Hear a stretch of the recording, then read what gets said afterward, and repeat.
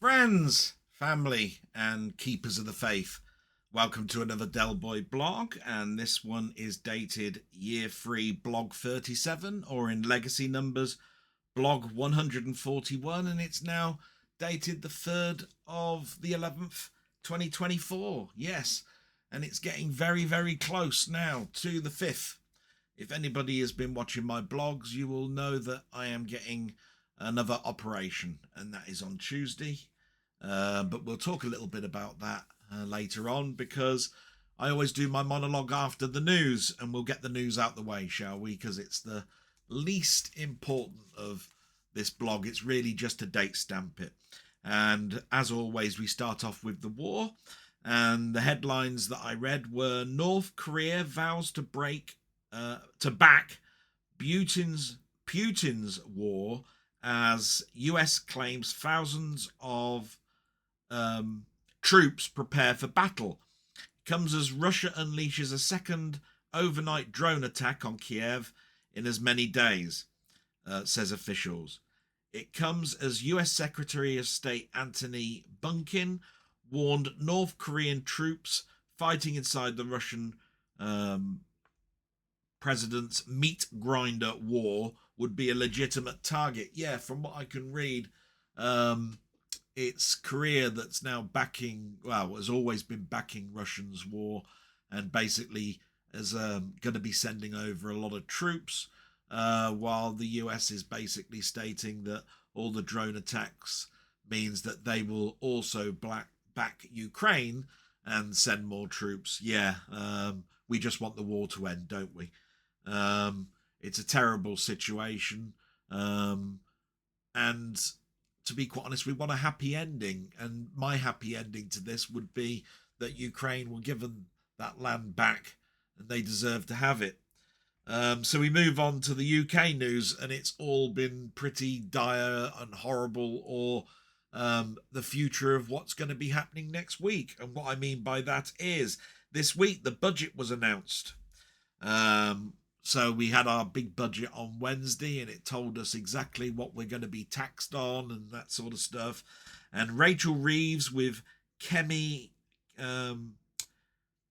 Bandanoch, I can't pronounce her name very well, I'm afraid, were questioned about the national insurance rises. Yes, we've been taxed an awful lot in this budget that happened on Wednesday.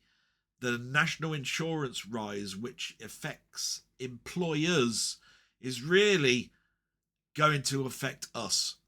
What I mean by that is although the employers are going to suffer an awful lot of expenditure, because they now have to pay more money per person, that means that they have to make a decision on what they're going to do about their profits, or whether they're going to cut back on pay rises.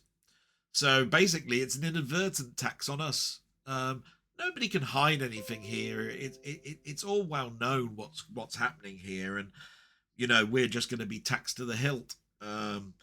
So what can I say about that? And this person's name, Kemi Benanoch, I can't pronounce her name.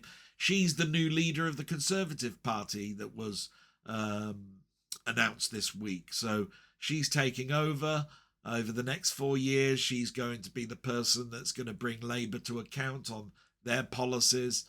Who knows what's going to happen in 4 years' time? We've already voted Labour in. They're in now for the next 4 years, and then another decision will be made. I've got no crystal ball on this, and I've got no opinion on it until it affects me as a job. And of course, I work for the Ministry of Justice, so it does affect me quite a lot. And the only other news, and it's the news that's not really UK news, but it affects the world really, is the world's spotlight is on America at the moment, because on November 5th, when I have my operation, the vote is on. Who is going to win? So media speculation over who will be the next US president. Will it be Trump or Harris? Republican or Democrat? Again, I think it will be bad if Trump gets in, but I have no real opinion on it. I wish my American friends well. I hope you vote for what you believe in, and, you know, take in mind how it affects the world. Trump's already said what he's going to do in regards to the war. Haven't heard too much about what Harris will do, but it's those sort of things that affect us, because, you know, we're all part and parcel of NATO and all sorts of other things. But the last time Trump was in, he basically stated how distant we are from Britain now. He wanted to make America great again. He started putting all sorts of levies on export and import trade. It was a major uproar at a time where COVID was just around the corner and everything else. So, yeah, vote with your brain. Go with what your gut feel says. And let's see how the dice will roll. That's all I can say, really, about the news. So we'll get to me. And just want to say I've had an okayish week. I've had lots and lots and lots of good feedback over last week's blog. And I am so sorry that it was a bit ranty. The one thing that's coming across is that, you know, as much as people really, and they are totally behind me in regards to trolling, I don't want to mention the trollers anymore. Don't want to give them the highlight. But when they attack my mum, that's when they are getting at me, but sort of like inadvertently attacking my family. That's when I've got to say something. I can take an awful lot of things at the moment, but it just shows how things are affecting me at the moment. I'm not sleeping very well. I'm approaching another operation. That operation can go either side. I mean, I'll talk about what happened on Monday and Tuesday and just talk about some of the things that were mentioned in regards to this. So on Monday was a big day for me. Monday was the day after the blog, and I had two important things to do. The first one was a call from the hospital to do an assessment of me before I can go in for the operation. And the second one was to get my teeth fixed. So it was the dentist an hour later. So it was a big day Monday. And the phone call came through late, which puts me on edge, because if you can imagine, this call was supposed to be at 3:30 and the dentist was at 5 o'clock. The assessment is supposed to be no longer than 30 minutes. So I had a good hour to get to the dentist. Of course, they phone up at 4:10, don't they? So that means that half an hour takes it to 20 to 5, and then I've got to get down to the dentist. And of course, parking in my town means that I have to walk quite some distance, and at the moment I can't walk very well. So she asked me all the questions that I was sort of expecting, and those were things like who's going to take you there, who's going to bring you back, what's your weight, what's your age, what tablets you're on, etc., etc. And this is where I'm saying, they were asking me, do you suffer from sleep deprivation? Yes, I do. Oh, okay. It says here that that's a bit of a flag. And I said, oh, I've always had it. So I had to sort of like knock it down. But what you have to understand is stress and things that are on your mind cause you not to sleep very well. And I've been saying over the last week that I'm not getting to sleep. I'm going to bed, you know, a good an hour before midnight. So it's 11 o'clock, 10:30, 11 o'clock. And I'm not sleeping till about 2, and then I'm sleeping, going in and out of sleep. I mean, I know what's going on telly at 4 o'clock in the morning. I mean, it's ridiculous. And therefore, when you're attacked on something that is your hobby, those things are on my mind. It even says on my phone, you didn't sleep very well. A high level of stress hindered your sleep. So you have to understand, it's this operation is a bit of a concern for me. I've got to be able to get there. I've got to be able to come back. They've told me I've got to take an overnight bag just in case. I've got to be there at 7:30 in the morning, which means I have to get up at 6 o'clock. And the one thing they said was, and this is where it's difficult, you are in a zone where you could have a stroke. We'll be fiddling around with your heart. They didn't say fiddling around, but we'll be proceeding on your heart. And in the first 24 hours, you are in a state where you could have a heart attack or you could have a stroke. And then past 24 hours, the risk is less and less and less. So the attacks are a bit of a problem. And this is where I just want to end it and just turn around and say, look, I've listened to what everybody is saying. I don't want to give anybody the delight of seeing people knowing that they're affecting me. They don't affect me. I'm totally okay. When they attack my mother, who was not very well last week on Thursday, then I get upset. And that's when I ranted. Okay? So we'll leave it there and just understand I'm not going to sort of like mention this again. I'm going to leave one statement, and it's the question that keeps coming up this week. Why am I blanking a certain person that I bigged up for months and months and months? Okay. Wasn't bigging them up. My blog is telling people what I watch.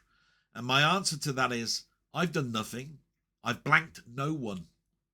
If you want to ask the question of what happened, go and speak to that person. And we all know what we're talking about. We're talking about a person that, basically I considered my friend. And as far as I'm concerned, we haven't fell out. But I'm not able to communicate with that person. I'm not able to send emails or talk to that person. And that is because when somebody blocks you, you can't communicate. So when people keep turning around and asking what happened and all of that sort of stuff, I don't know. And the only person that you can ask is the other person, who seems to be going away scot-free on all of this. So go and ask that person. And that's how I'm going to leave it, okay? Because I've had a pretty good week, really. It's been quite relaxing, spending time with my friends, playing games, all of that sort of stuff. So Monday came and went.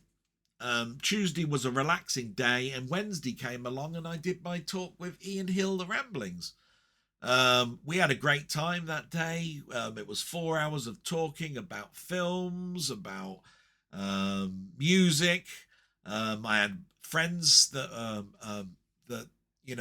on sort of my subscription come in and wish me well and ask me questions in regards to TV shows and stuff.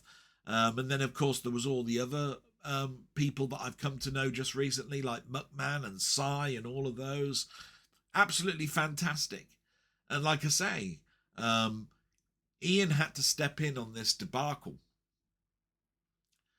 because what's happening to me is happening now to him. So we're getting people coming into the chat and asking and making derogatory comments. And he's purposely turned around and said, stop now. He doesn't want it anywhere in his chat. And, as far as he's concerned, he will take similar steps as I am. So, again, what can I say? But a swarm of warmth comes over you because you've got a person that wants me to be okay and happy. So, what can I say about that other than thank you, Ian? I had an absolute blast. We're going to be around next Wednesday. I know it's a day after my operation, but as far as I'm concerned, 24 hours will have gone. I'm relaxing, so purposely no problems whatsoever. Thursday came along. Nothing really to report there because unlike the Thursday before where I was doing a discussion, I wasn't doing anything like that. I watched some of my friends do Halloween specials. That was really, really quite nice.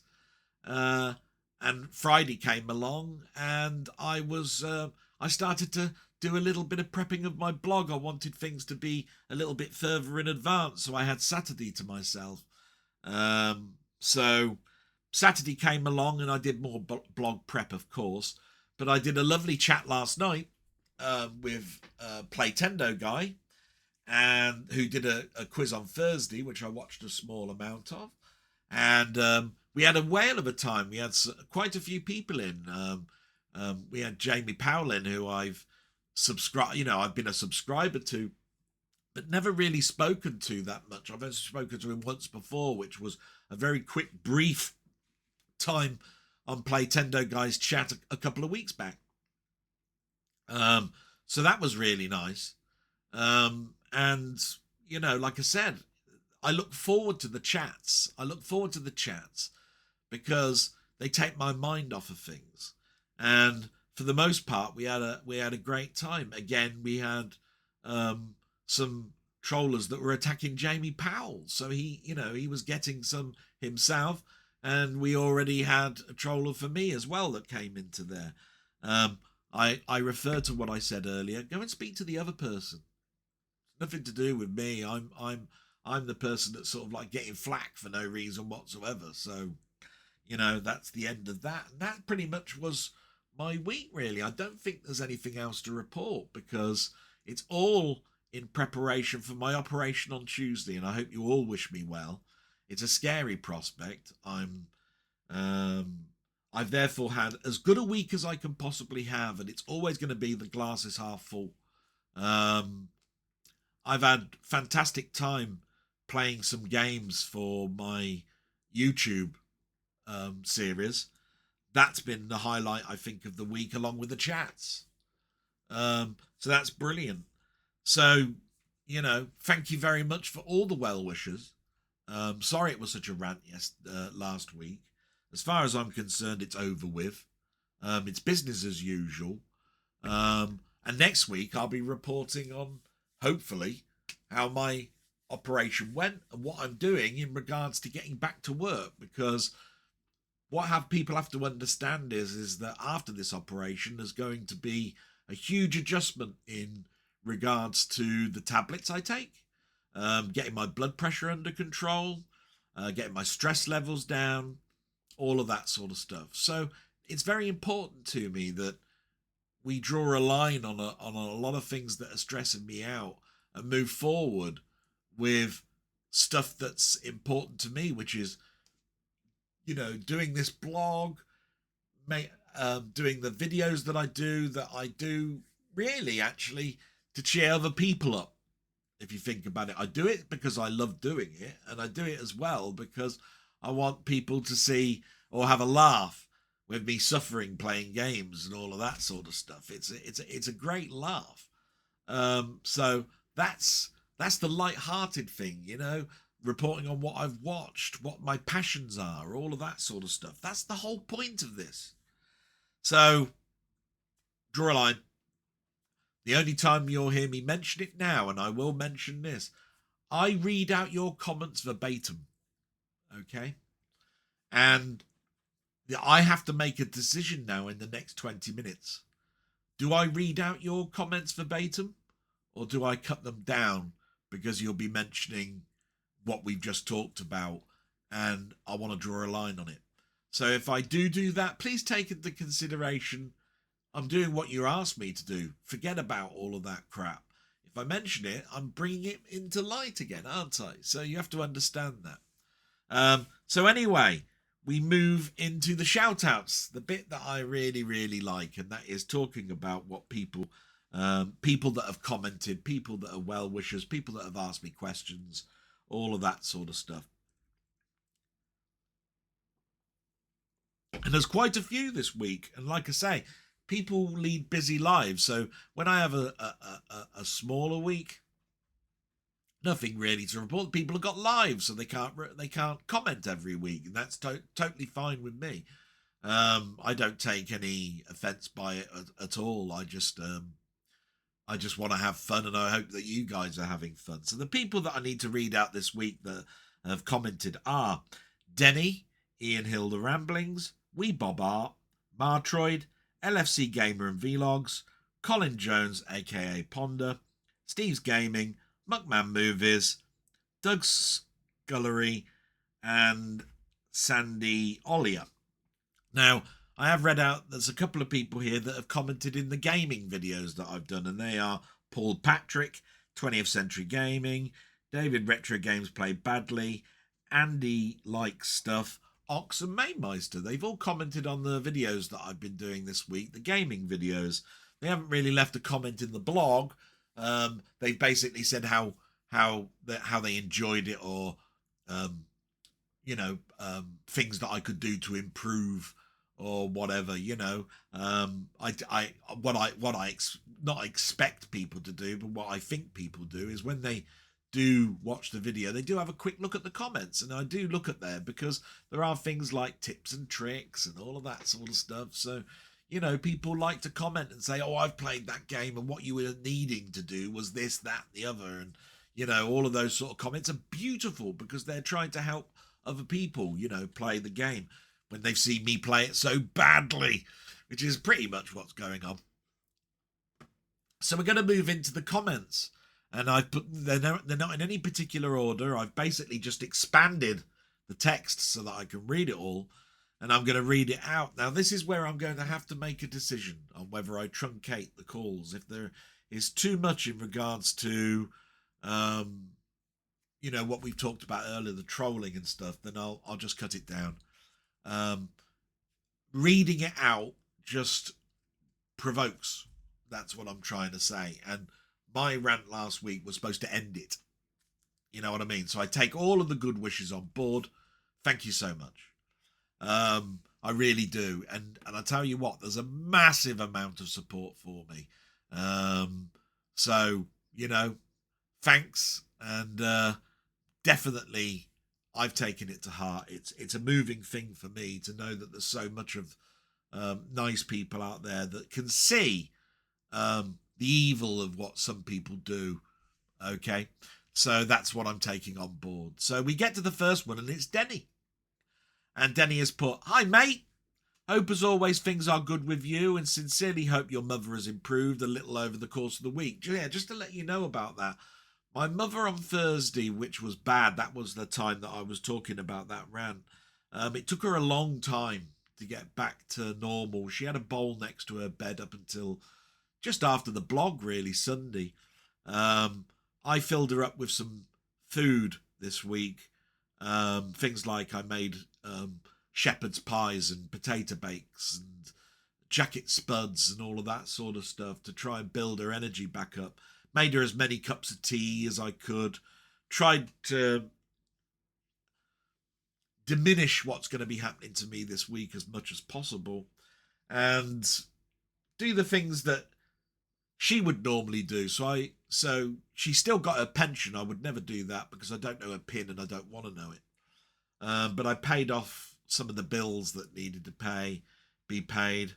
That sort of stuff. I got her papers in the morning, made her cups of tea and toast and that sort of stuff. So, I think she appreciates all of that.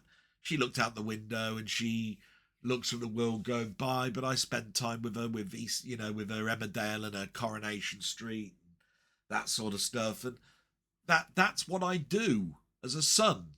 That's what I do. So yeah, she will always be on the mend. She'll always be sick. It's how I attend to that sickness that's the important thing, and I'll just do the very best that I can. Thank you so much for asking.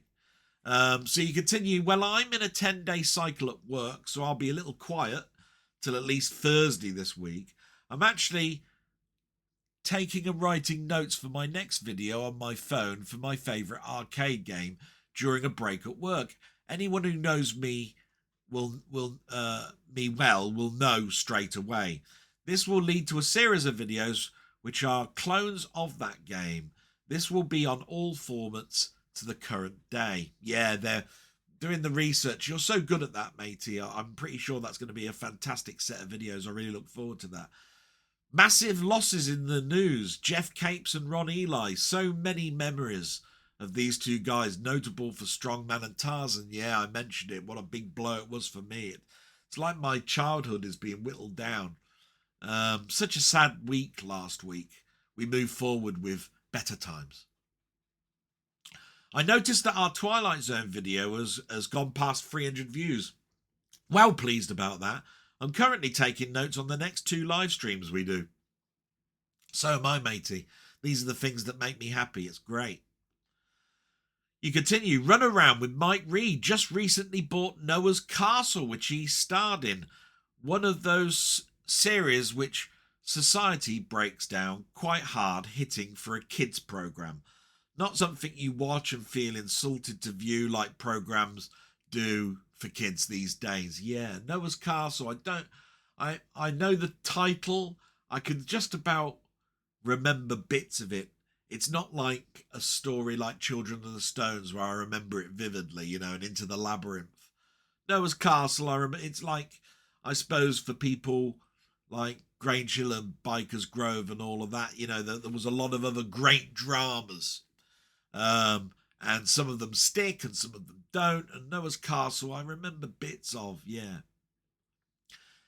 You say, Cannon and Ball, I miss Saturday night variety shows. Yeah. It was a sad day for me because Monday on the 28th was Bobby Ball's day that he died of COVID. And that was a very, very sad day. And variety, like you say, I mean, as much as people say we have to move on, I don't like all this Anton Deck, I'm a celebrity, all that sort of stuff. That's not variety to me. I miss it. It's all game shows now on a Saturday night. I used to miss an awful lot of Saturday night. I tell you this, I used to miss an awful lot of Saturday night because I'd be getting ready to go out with my mates and have a pint on Saturday. Because on Friday I'd go to the pictures and then we'd go out for a drink afterwards. So you wouldn't be getting sloshed. Do you know what I mean? Saturday was the night where you went out, got blottoed, and then on Sunday you had a bad head, ready to go to work on Monday. So you spent most of Sunday in bed. So the Saturday variety in the 90s for me diminished drastically. But the 80s, special. You continue. Shows I'm watching you may be interested in this week were Nautilus on Prime, Shogun on Disney Plus, The Walking Dead Daryl Dickinson, and the latest episode of The Penguin, Silo Season 2, to come this month too. Yeah, now I watched The Penguin, The Walking Dead Daryl Dixon. I watched during the bank holiday. They showed all of the all of season 1. Season 2's on at the moment. I'm watching it and not watching it, if you see what I mean. That week where they showed them all, it seemed like they'd gone over to France. They were being attacked by French people. It was like people are alike all over. He was offering them medicine, he was getting food off of them, and then they were attacked. You know what I mean? And it then starts The Walking Dead. The split up of people. Each out for their own. Nautilus and Shogun, yeah, they sound interesting. I've got to get round, to watching this stuff.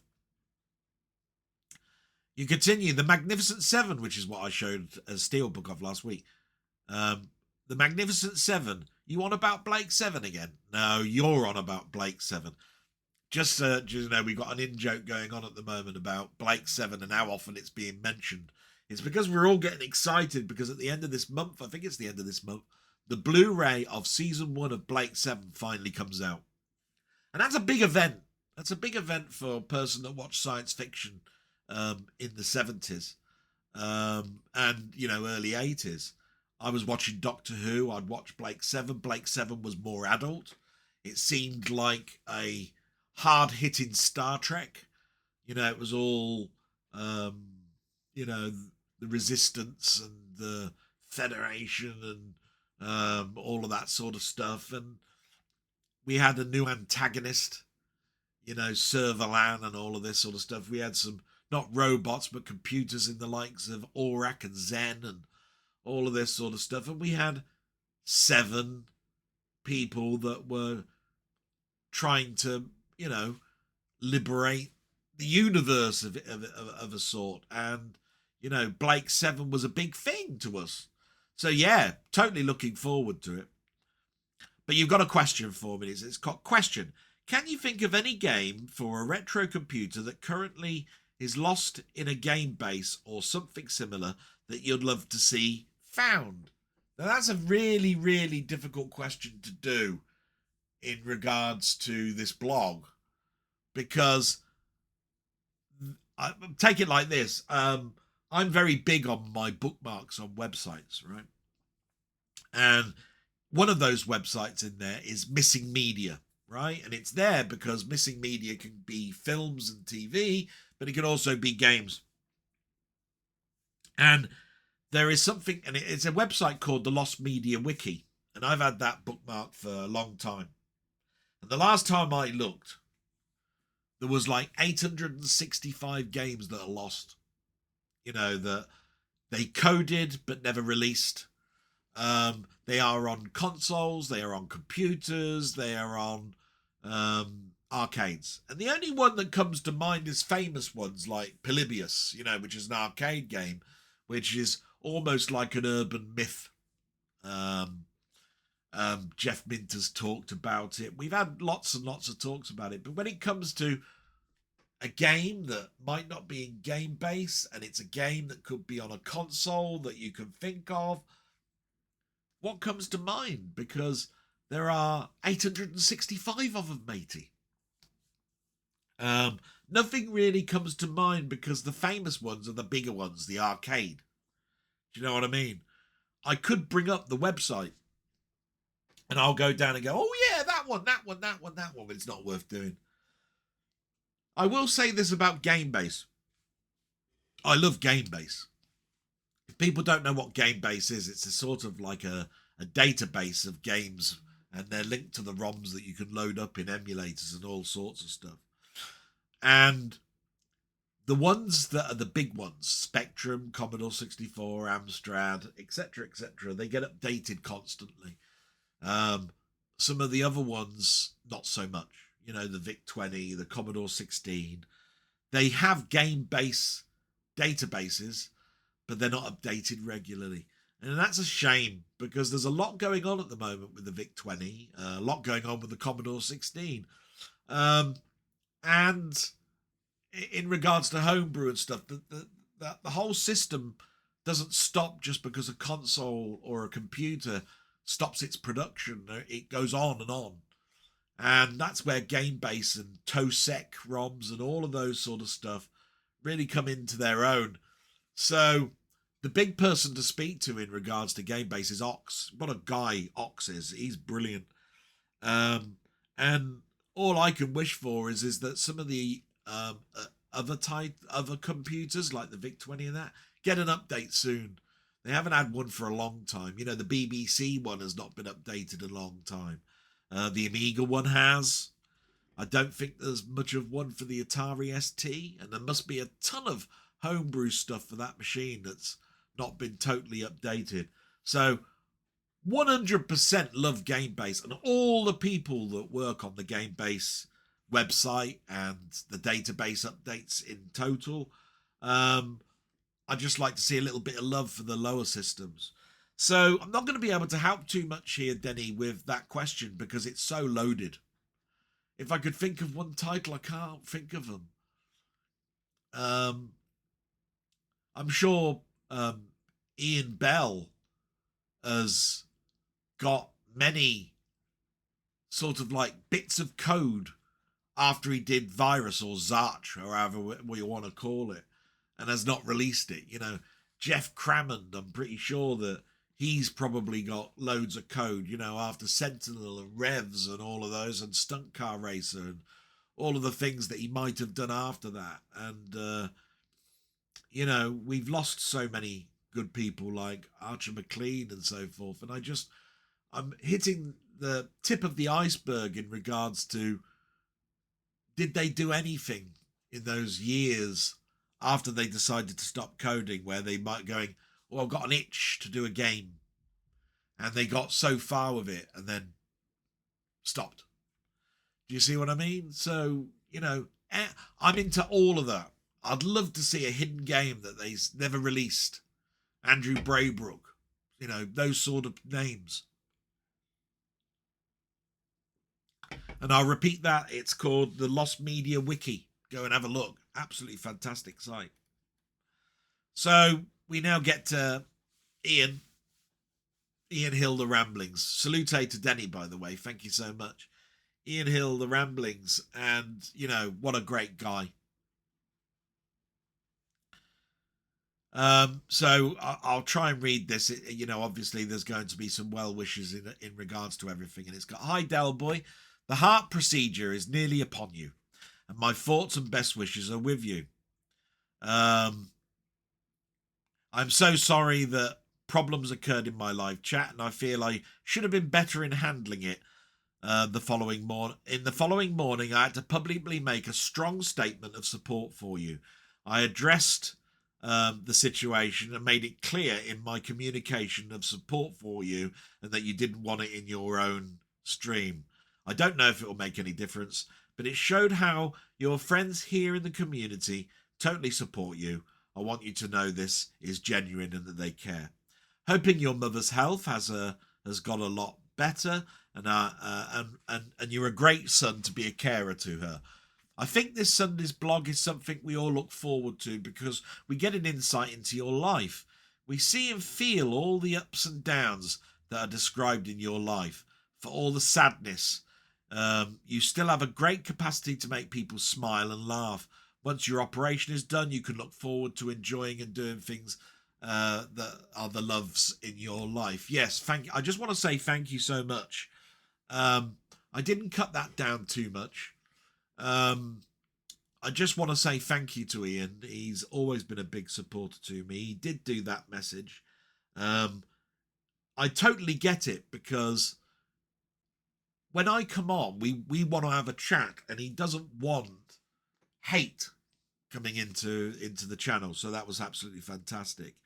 I try to make people smile. I try to make people happy, and I try to make people laugh. I'm not a comedian. I'm not a joker. I might come out with a little bit of wit now and again. For me, I just like to speak with like-minded people and have fun.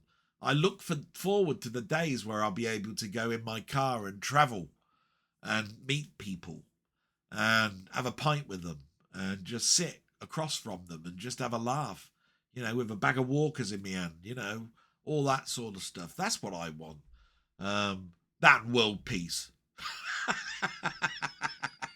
That ain't gonna happen either, is it? I've just done my review of Nicholas and Alexandra 1970. It's a 1971 film. I love this epic film. The cast is epic too. So many great names so many great names in that film. Yeah, both Ian and I have got this sort of little bit of a crush on TV dramas and films that are historically bent. So in other words, I watch things like The Tudors, and he'll watch films like Nicholas and Alexandra, which, if I remember rightly, is royal aristocracy of Russia. And those things are absolutely fantastic, and of course they go on for a long time. But not only do you get engrossed in the drama of it all, but you learn a little bit about history. I'm sure there's many people that will have got engrossed in a World War I and a World War II film, and then come away and they can say, why is it that I can remember that there's a plane called a Fokker plane and all of that sort of stuff? You go away with snippets, if not the whole picture.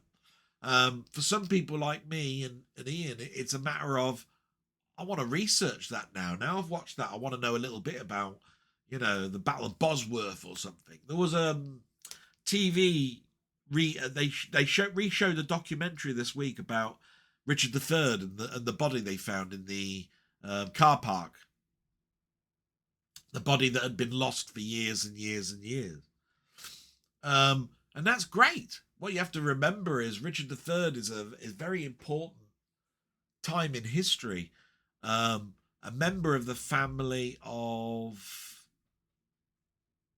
not quite sure actually, but we had to move into Tudor Britain after Richard III because that line of family died at the end of Richard III. So you have to understand, I think it's a long dynasty. It's like 300 or 400 years of this family. I can't think why I can't think of it what it's called now. It's just lost to me. But you know, you had the Tudors then for the next like 200 years. You know, and then it moves on and on and on until we've got the House of Windsor now. So, yeah, very important. I love all that. On Halloween, I'm traditional, and I watched the first 3 films in the franchise. Yeah, so Halloween 1, 2, and 3. I watched a number of horror films. I watched The Thing, The Fog, The Autopsy of Jane Doe, The Owners, and there was one other. Oh, well, I watched Halloween, of course. I didn't watch all 3, though.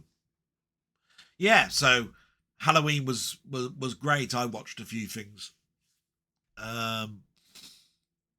You mentioned you had been listening to ELO. So my question this week is, what is your favourite album from their discography and why? A compilation. No, that's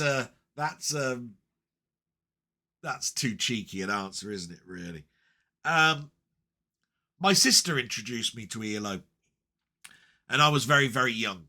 And anybody that recognises records, they were huge things, right? You know, to a young lad, you held a record and it, you know, it filled up your face. You know what I mean? You held it like this. And ELO famously have that big sort of like round circle with colours, which to me looks like the underside of a spaceship, a UFO. So, of course, my sister brought in, you know, some albums of the 70s. So it's very difficult to say what's my favourite album. I'll try and think. I think Out of the Blue is probably the one that comes to mind. And it won't be everybody's favourite because there are others that are equally as good. There's a New World Record that came out just before Out of the Blue. That was a great album. Time is one of my favourite albums. I think that's got Hold On Tight as a track. And there's something about that 12-bar blues beat that's in that particular track, Hold On Tight. Terrible video, great track. And of course, Discovery is a fantastic album as well. Some of these albums have got things like Mr. Blue Sky and Telephone Line, you know, Telephone Line and great tracks like that. And I think it was Steve that came into the chat on Wednesday and happened to mention the overture that I couldn't remember the title of. In fact, I wrote it down on my pad down here. He wrote 10538 Overture. I can never remember the name of that title. The numbers just don't zing with me. Do you know what I mean? And that was off of the album that's just self-proclaimed. It's just called the Electric Light Orchestra. So it's it's the title named after the band. So I'm going to go with Out of the Blue. I find that to be an absolute brilliant album. Great cover. You know, the coloured spaceship that I call it. I used to always love that. I mean, Discovery, if I can remember rightly, the cover of Discovery is sort of like an Eastern Promise type Arab or something holding something in their hands, and it's the disc, you know, from ELO. And it's at their concerts as well. So yeah, I've named a couple of albums there. I'm going with Out of the Blue. I think that's a late 70s album. Yeah. So I hope that's a great answer for you, and salute, my friend. Brilliant, absolutely fantastic. We move to Wee Bob Art. Thank you very much, all the people that have commented so far, and we get to Wee Bob Art, and he says, "Sorry, I haven't commented on a few recent videos now. I'm laying flooring and carpets, including today. It's been busy. I wasn't a fan of Longlegs. That's the film that I bought last week. I understand why people like it, but it was a little too slow for me. I watched a movie called Strange Darling last night, and it was decent and worth a watch. Question for next time. Boba Fett's helmet and outfit I always thought was very cool. When watching the Star Wars movies for the first time, I was aware it was a cultural thing that was brought into Mandalorian. Unsure if that was made up later in the lore. What are some of your favourite outfits from movies or TV shows? Let's go with 3 different types, shall we? We'll go with sexiest. We'll go with coolest. Not in terms of temperature, coolest. And weirdest. All the best to you and your mum. Oh my God. Sexiest. It's pretty easy, really, because the one that comes to mind is obviously Catwoman in Batman 2, isn't it? I mean, the cat suit that was there. And then, because I love a lady's form, and how it looks. So all the sexiest ones are going to be ladies' costumes. So equally, the Black Widow from the Marvel films, the Avengers films, fantastic black cat suit. I mean, it all goes back to the days of the Avengers with Diana Rigg. She wore a cat suit. And there are cat suits that were in Doctor Who. Patrick Troughton companions had a cat suit on. But I think the sexiest one is one that's very, very daring, and one that I know that the actress hated, because it makes you very, very vulnerable to be half naked, and that would be Mystique, because Mystique is a chameleon, a person that can change her form, and all she's got on is blue paint, and obviously some little sort of like bits that you glue on that look like scale, as if it was a chameleon, a lizard. And these are strategically placed. And it must be incredibly hard to act with other actors while you're so vulnerable with this outfit on. But going away from that, is it sexy? Oh, yeah. Oh, my God. Yeah. But I mean, I suppose what could also go into the weirdest would be, what's her name? Milo Djokovic? I can't pronounce her name very well. The Fifth Element. I mean, all she's got on there is a bandage that goes round the bits. Pretty much. Yeah, so you can put that into sexy and weird. So we go into weird, and the weirdest one that I could think of would be Sean Connery's costume in a film called Zardoz. It's more like a nappy. It's like a bit like Milo Djokovic's bandage. It's really just bits of cloth that go across and holster on your shoulders with, some underpants that you got on. It's pretty much it. It's not weird, but I'd say that all of the costumes in the Rocky Horror Picture Show are weird. And of course, we have to mention Frankenfurter, played by Tim Curry. What can we say about that other than in my days when I lost all my weight and I was in Manchester and I was quite a lot thinner, I dressed up as Frankenfurter and would go into a Rocky Horror Picture Show. I do have pictures of that somewhere. I'll never show them. I mean, I had a mask on and all sorts. I mean, things I did to go to, because I went with my girlfriend then, and she dressed up as well. But I mean, she dressed up, in costumes that women do wear. I mean, I'm a bloke wearing bloody masks and stuff and having makeup on and that, She found it amusing. But the weirdest one as well would be John Travolta's costume, I think, in the film called Battlefield Earth. I remember he had sort of like braids in his hair and the costume was just... It's hard to describe when it comes to weirdest. You know what I mean? So there's some costumes there. Coolest. Hard to imagine what we call cool, because I mean they used to say James Dean's cool look was cool. But iconic, I suppose, is another way of looking at cool, isn't it? Michael J. Fox is costume in Back to the Future with the puffer jacket, and the jeans, the plaid shirt. That's a look. It's not cool, but it's iconic. People, when they go Back to the Future, can think of Michael J. Fox right now. Do you know what I mean? Trying to think.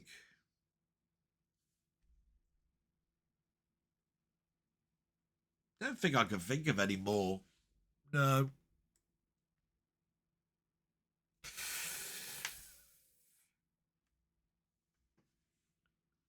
I'll tell you a boring one.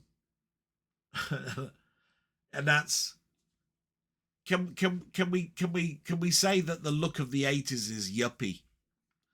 And so David Jason famously tried to dress up like a famous character in a film that he'd seen from Wall Street, Gordon Gekko. So I suppose you could say the suit with the braces and the striped shirt and the white collar is a look. So that's an iconic look, isn't it? Yeah, okay, we'll go with Gordon Gekko. Hope that's given you some answers, wee Bob. That's a very difficult one. Easy, I think, for the sexiest. Bloody hell. Brilliant. Harder for the iconic coolest. Yeah. Weirdest. Probably medium to hard that was as an answer. So, salute, my friend. I hope that's given you some great enjoyment. And we get to Martroid, my friend Martroid. He's put, Del, recently we've had a number of people in the office where I work coming down with colds, flu, etc. One of the ladies there was back in today after a particularly bad spell, and I started telling her about the 70s TV series Survivors. It seemed the right thing to do. Have you ever spoken about that one? I'm pretty sure you have, but let me know what you think about it. Otherwise, Survivors, yeah, I mean, I can remember the title sequence. I remember seeing it, 70s. Denny talks about it all the time.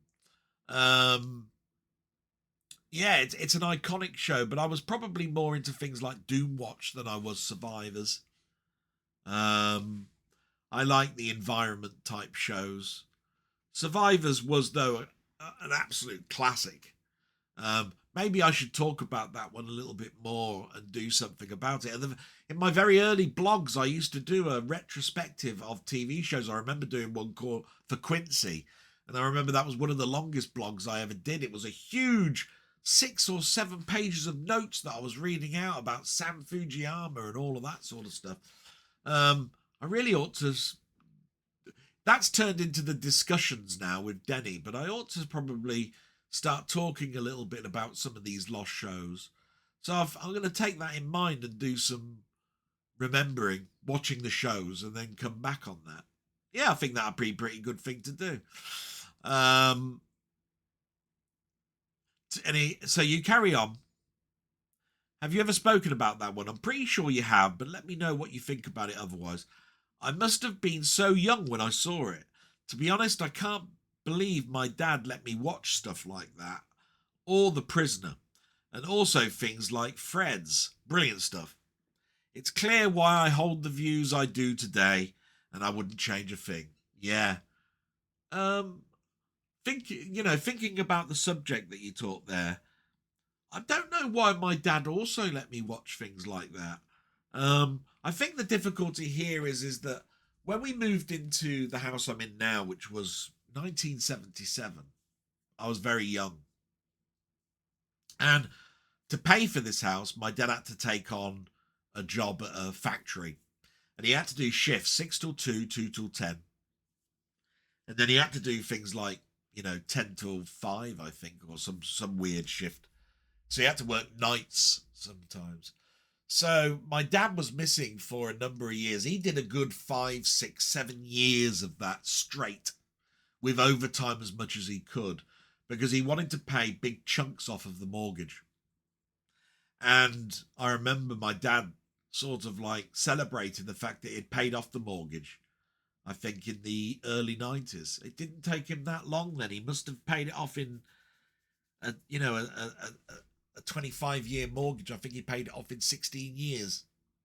So those years of working at General Foods, he worked so much I didn't see much of him. But I knew he was around. You know what I mean? If you're on 6 till 2, then your dad's still around when you come in from school. If he's on 2 till 10, he's there in the morning. If he's at night, I'm going to bed. So, I think the nights was the hardest one because he wouldn't be back in probably. And I think he'd have gone to bed by the time I'd have gotten up. And he definitely wasn't around at night for me. So, yeah, that was the time where, my dad's gone, and because you worked on these shifts for 2 weeks and then swapped to another 2 weeks and then swapped to another 2 weeks. I know my dad's worst shift was 6 till 2. He hated it. 6 till 2. He said, I've got to get up at bloody 4:30 in the morning. Get back at 2, not wanting to go to bed. And then he have to go to bed early at like 6 or so at night, 5 o'clock in the afternoon, and then get up. He hated that shift with a passion. Yeah. So yeah, thank you very much for the great memory there. Absolutely brilliant. And salute, my friend. And we moved to LFC. And you've put, hello, Del. Thanks again for another great and also thought-provoking blog, which has cheered me up with the issues I've been having in regards to YouTube. As always, sending my best wishes to both yourself and your mum. So we've got a little bit about what we've been talking about after that.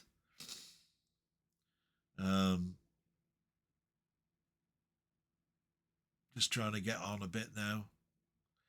It just says, just remember the good people outnumber and embarrass the not so nice minority. All the same, I do wish YouTube would do more to tackle with the subject. And yeah, that's pretty much all I can hope for. You continue, I never knew you went to Silverstone. Hearing your experience at such a famous venue, I can't help but feel a bit envious. The only racetrack I've ever been to in the past, even though it isn't F1, is Altrin Park in Cheshire. Now, I never went to that when I was in Manchester. Not too far from Nantwich and Crewe. Must have been nearly 15 years ago. Yeah, and I have to say something there in the fact, and I mean, I'll mention it probably in the next statement, is that Colin was talking not about cars. I think he was talking about aircraft. Now, I've been in a glider, and I've been in a helicopter. I took helicopter lessons. None of those are particularly fast vehicles. So, of course, he mentioned just the letters of a vehicle, and I thought he was talking about cars. He's a big person who likes going on bikes and drives. So it didn't ring a bell with me that I mean, fastest vehicle I've ever been on then is probably going to be a jumbo jet. I mean, I can't say that I've been in anything faster. What speed that was going at, not sure. Flying the vehicle, yeah, been up in a helicopter. What was it, a Bell? I forgot what it was. It was a Bell something or other. It was too expensive anyway. I got used to the rudder and the foot pedals. You've got to remember with a helicopter, it's quite an advanced craft to fly because you're hovering, you tilt to move forward, but you control left and right pretty much, with your feet and the rudder. It's very difficult to explain, but it's a combination of the feet and the rudder control itself. But it's bloody expensive to book lessons with that. And of course, I had to go up on many glider trips before I could actually do that because you have to have so many hours in the air. But the reason I was able to do it was because I was right near an Air Force base. So that's how that that came about. But yeah, back then it was in the 80s. It was 100 and something pounds a lesson, I think. Yeah, for an hour, because you're with an instructor, and that instructor is obviously from the Air Force. So yeah. Questions for the blog. More random but interesting crap from yours truly. They're the best ones. Have you ever watched the 90s sitcom The Nanny? And is it one of your favourite from the States? It's a show I grew up with as a kid and still love it. Even though I can't stand Fran Drescher, yeah, I remember her name now, who plays the main character, Fran Fine, I mostly get joy from the other characters like the butler Niles, Daniel Davis. The humour is a bit eccentric, similar to other sitcoms such as Frasier and Blossom. Yeah, I'd sort of like see it as an outskirt of something like Different Strokes, The Nanny. The thing I remember about Nanny is that intro, you know, the main theme, where it was a sort of a song poem about how Fran went from her life into being a nanny, and it was, I think, she was trying to hide her past because she was very common, you know, type character. I can hear the sort of tune in my head now, but I ain't gonna sing it or anything. That's stupid. But I remember it. I never really watched it. It's a 90s sitcom children's thing, and it wasn't exactly like Happy Days to me, which is what I was watching in the 70s. Do you know what I mean? So I do remember it, not that fondly, but I tell you what's great. It's great knowing that someone like you has also got the shows that they can look back on and go, that was my childhood. Do you know what I mean? Me and Denny go on and on and on about Finger Bobs and Play Away and Play School and Trumpton and Jiggly and, you know, all of that sort of stuff. So it's important for me to know that people like yourself have got your own childhood, your own memories of that sort of stuff. So absolutely brilliant. Fantastic, let's see. So 2, you got, who are some of your favourite groups and or singers from Wales? What is it about Wales? I'd be here all week reeling a load since there's plenty from the valleys. I'll just name a few of mine. Manic Street Preachers, Stereophonics, The Alarm, Cerys Matthews, and of course you cannot forget about the legend himself, Tom Jones. And this is the thing, you've mentioned the big ones. I mean, Cerys Matthews, I first heard of her with Catatonia, and me and my girlfriend that was up in Manchester at the time, we were listening to a track in the summer called Dead from the Waist Down.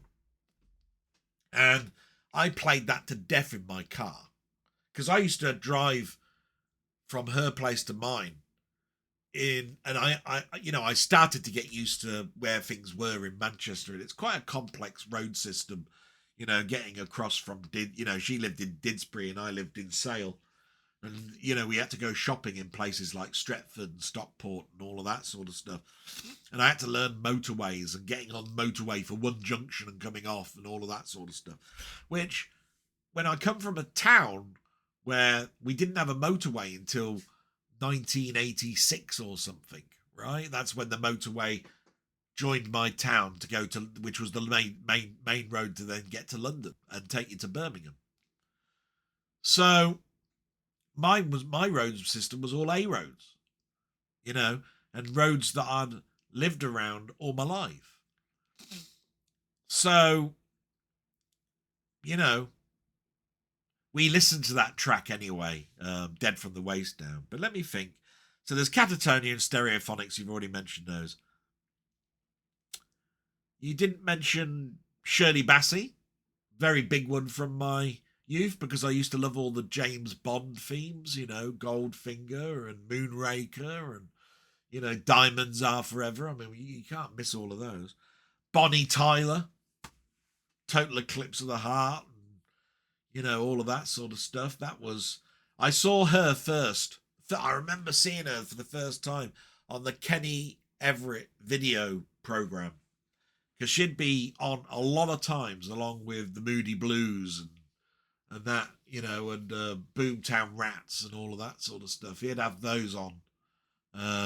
Bowie and that as well. So he mentioned Keris Matthews. Whew.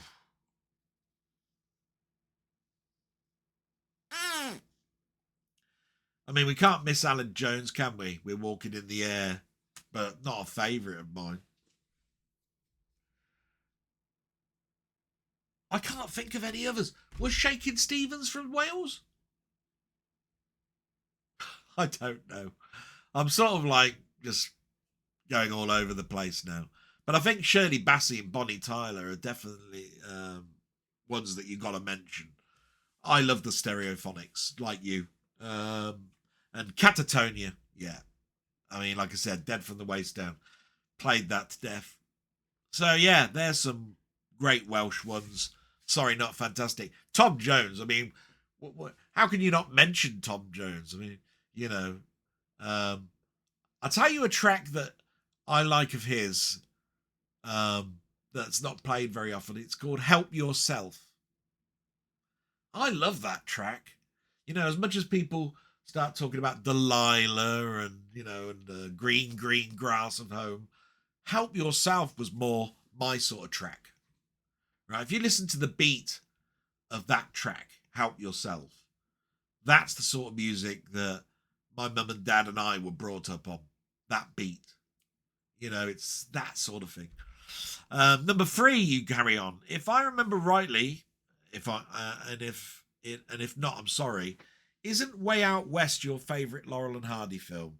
But where would you rank Sons of the Desert, which is my personal favourite? Oh, it's up high. Way Out West. When people start talking about Laurel and Hardy, we talk about the shorts and the longs. Okay, and Way Out West and Sons of the Desert are longs, right?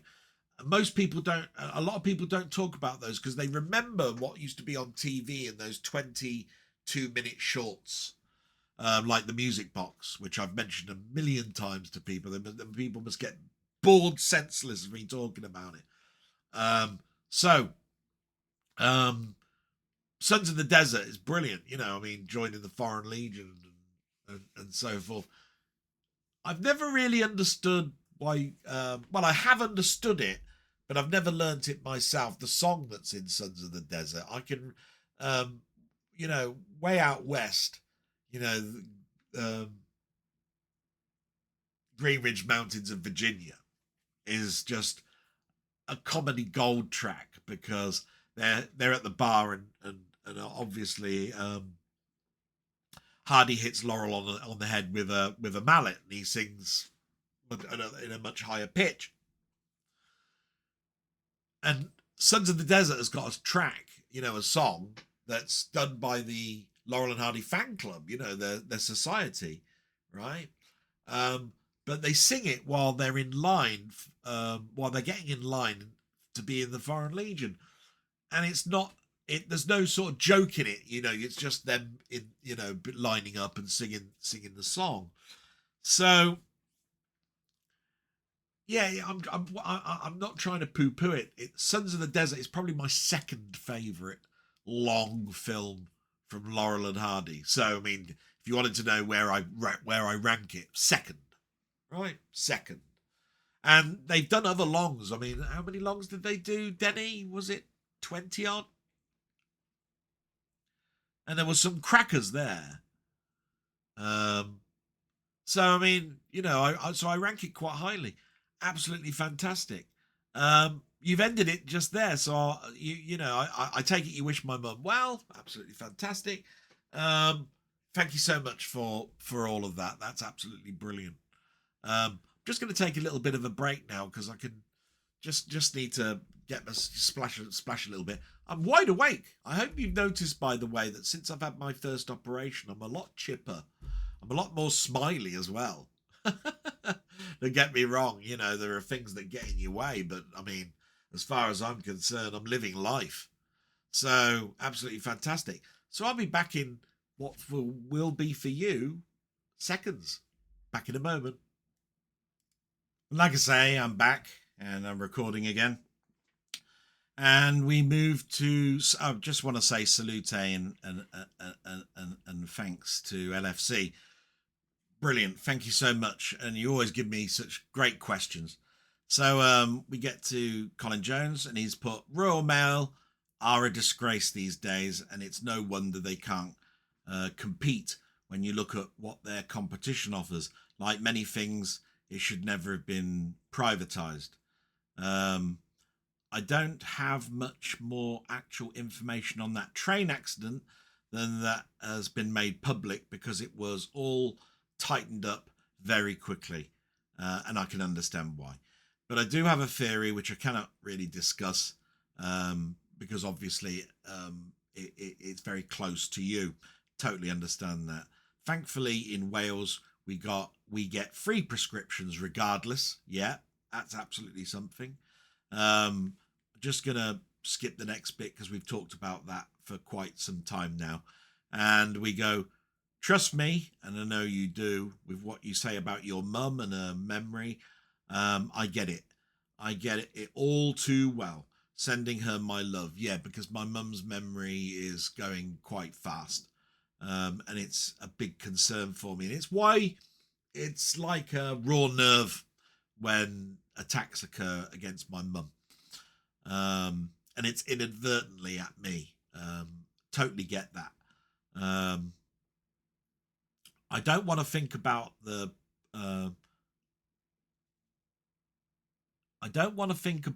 potential state of civilization if Trump gets back in. Yes, that other dangerous idiot is getting away with bribing voters too. The biggest worry, though, is that people believe and support them. What are we coming to? Yeah, I mean, he's been indicted and stuff, and yet can still run. I mean, I don't get it either. El Gato, shudder. I hope it works and you have a good one, but their name is bigger than their reliability. Ask Charlie Farr about the trouble he had with his. It's been all good stuff so far. It was more expensive. I did do a look at it, and there were some negatives. I've never got it to work sound-wise other than through mic. Don't understand why that is. But at the moment, happy at the moment. And this is the sort of thing that me and my mum have a great rapport with. When my machine broke and it cost nearly £300 to get some of the parts back, my mum put in half for the Elgato, which was a bloody expensive device as it was. And I didn't buy the most expensive. I bought the middle of the range common one. And I said, Mum, you don't need to do that. And she said, rubbish. She said, if the computer is something that's passionate to you, and I know that you do your recordings and stuff on, then I want to help. And I said, okay then, Mum, give me a token bit for it. And she gave me 40 quid towards it. So even though it's an expensive device, it was less than what you think in regards to the actual cost for it. It was actually the hard drives that I had to buy and things like that that was the costly part of that particular week. Ob's pause. Linux has a completely different video subsystem. You've seen the relevant page by now. I think you've actually got that working now. You sent me a message and you said, thanks, that really helped, and I've got the button. And I have to apologise here because I forgot to say you have to hit the start record for the pause to actually show. And I didn't mention that. That's stupid of me. That's where my brain is not like it used to be. So apologies. Fastest vehicle question. Mine was was above ground, of course. The PA-28 is an aircraft. Nice to hear of your Silverstone experience. Yeah, apologies, matey.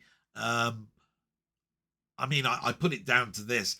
When people mention PA, whatever it is, those are also abbreviated serial type model numbers that vehicles were given back in the day. You know, the XJ28, and all that sort of stuff. So, I'm not going to remember everything.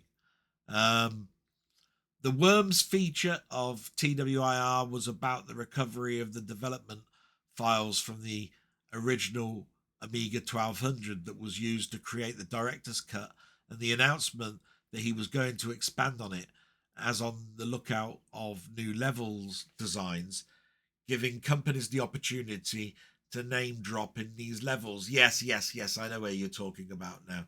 Yeah, I totally get that. That's, like I say, you're always trying to correct me, and I'm sure you're going to correct me on everything here. The Magnificent Seven, based on the Seven Samurai. Well, yeah, of course. The Seven Samurai, by the way, has got a deluxe box set coming out this month in particular, and I've got that ordered. Oddly enough, Robert Vaughn played the same cowardly type of character who came good in the end in Battle Beyond the Stars, the sci-fi take on the story. And it's one of my favourite Roger Corman films, and I've got that as a steelbook, matey. I've actually shown that off many moons ago in this actual blog. Absolutely fantastic steelbook, by the way. My question for your next blog: what is the most obscure game system, console, computer you have ever owned? I accept this can be subjective. I've talked about this an awful lot, and I've talked about it with Mamemeister and all of that sort of stuff, in the fact that I was very, very lucky in the fact that I was repairing some computers back in the early days. And this was the days of things like the Oric, the Memotech, and all of that sort of stuff. Because there was a store that sold Atari 800s and Commodore 64s and VIC 20s and so forth.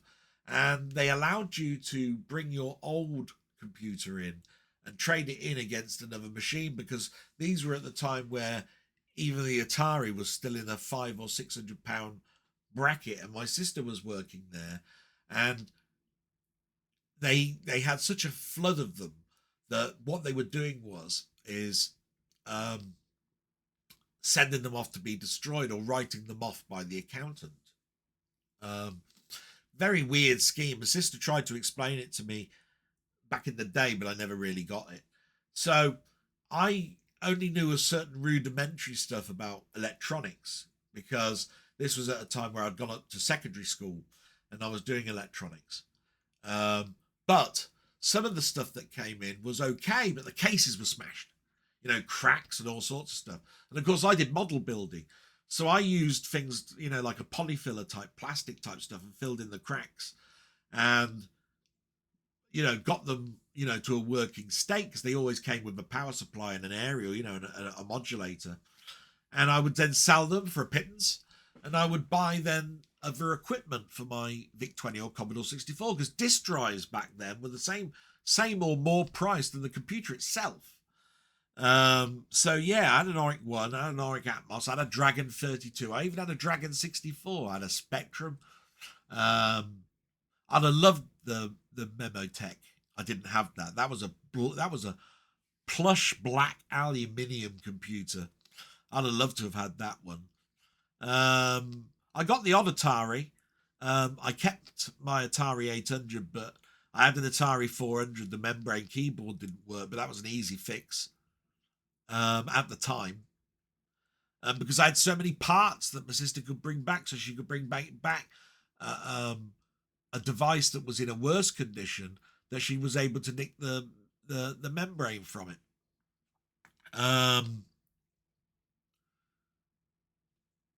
There wasn't many consoles. I had a couple of Ataris, VCSs, but I already had one and sold that, so I didn't have that for very long, and that's not obscure anyway. I always wanted an Intellivision, but had a ColecoVision for a while. Did I have a Fairchild? No, I don't think I did. Didn't have a I had a Philips video pack. Yes, remember that. Not really obscure, matey, but some good ones there, that don't get mentioned too much. Thank you very much for that question. Absolutely fantastic. Brilliant. And we move to my friend Steve. And my salute to Steve as always. You're too fucking good, you bastard. Fucking hate you. You get your shit. Now, I have to be very careful here because I've been saying that I'm keeping this very fair, and I've made a decision not to bring too much light to what I've been talking about. So there might be big chunks of this that I'm not going to read out. Steve, just so that you understand, I'm taking everything that you said on board. And the reason I'm not reading it out is it does highlight too many things. So you've put, hi Dal, I seem to be commenting later and later these days. So I thought I'd get it in early this time. Enjoyable blog as always. And yes, I have some comments. Again, just my opinion. That's all. Yes, I was also sad to see that Jeff Capes had passed. He was on the TV so much in the 80s. Seemed such a nice guy. And Ron Eli. Oh, yes. If you say Tarzan to me, instantly my brain pops in an image of Ron into my head. And he was the perfect Tarzan, and it's a shame he's gone. I feel our childhood is vanishing bit by bit, and I hate it.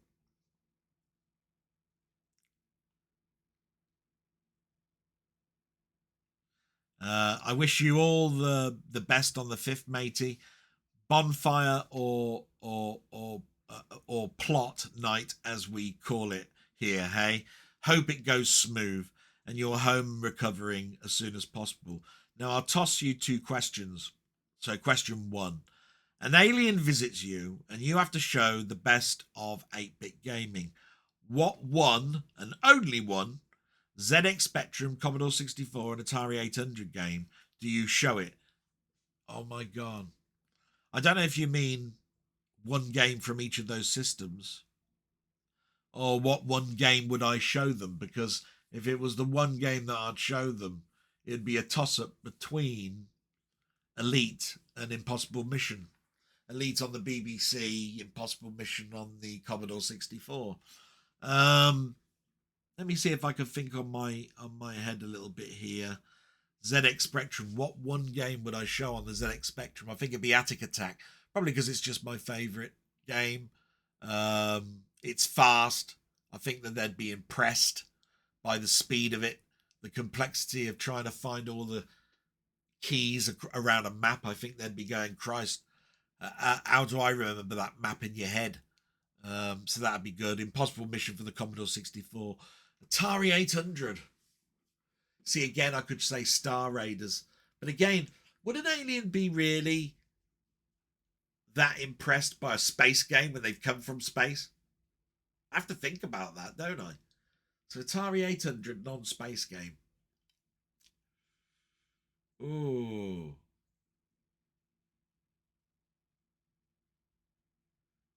Hero or River Raid, which also, by the way, was on the Atari VCS, and I don't care. River Raid, just to show we're hard bastards and we can fly along narrow passages blowing up shit.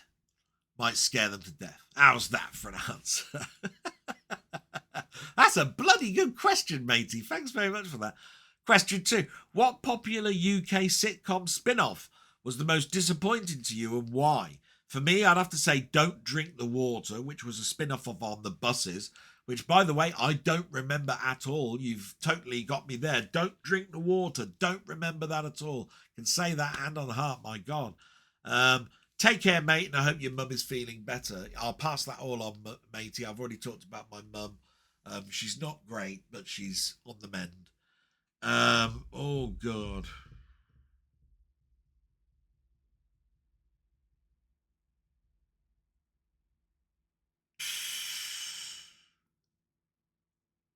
I'll tell you what, I used to love Are You Being Served? But I did not get on with Grace and Favour. Now, I know that's going to be controversial because a lot of people like that as well. But it's almost like Heidi High with their spin-off, where they became butlers in a stately home and all of this sort of stuff. But Grace and Favour was sort of a similar type thing. And I never really cottoned on or liked all of that. I liked them in the surrounding that I always saw them in. But there was one show in the 70s, and I don't remember, and I just never liked it, but it was a spin-off, right? And I never saw the original. And I hated Yusmadir with Arthur Mullard. Now, it was a spin-off of a show, what was it called? Ronnery Jones or something like that. I can't pronounce it very well. Where they lived in a caravan park or something. But Arthur Mullard, I never, he was I suppose, a likable character. But you always recognised him by the way he spoke. Yes, my dear. He used to talk like that. And he was in the spin-off Holiday on the Buses with his wife. The wife was a much nicer character, much better character. She was a right battle axe, but she was the funny part of the duo as far as I was concerned. I suppose another spin-off that was from the 70s, if I can remember what the title was, Nearest and Dearest, right? Which had a which was absolutely brilliant, but there was a spin-off where she ran a London pub that was bloody awful. So Nearest and Dearest, she ran the pickling factory. When she went to London, she looked after the pub with her dad. Can't remember the title of it, but it was bloody awful anyway. Those are the ones that come to mind. The ones where they're taken out of the surroundings that you loved them in and moved them into an area that is another jobbing area, and it's bloody awful. Never really worked for me. Some of the spin-offs that actually worked were things like Man About the House, where George and Mildred left and ran their own. They just moved into a housing estate that was absolutely brilliant, and then Robin Tripp moved into a business called Robin's Nest, and that worked.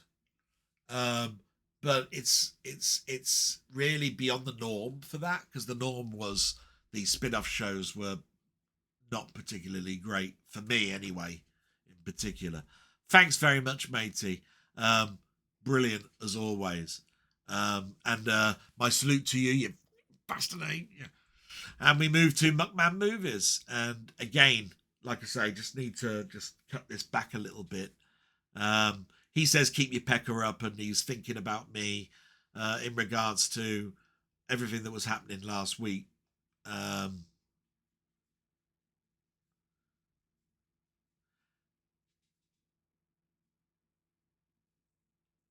Anyway, he says one question that's just popped in my head is, you have a lot of love for both games and films, so which film based on a computer game is your favourite?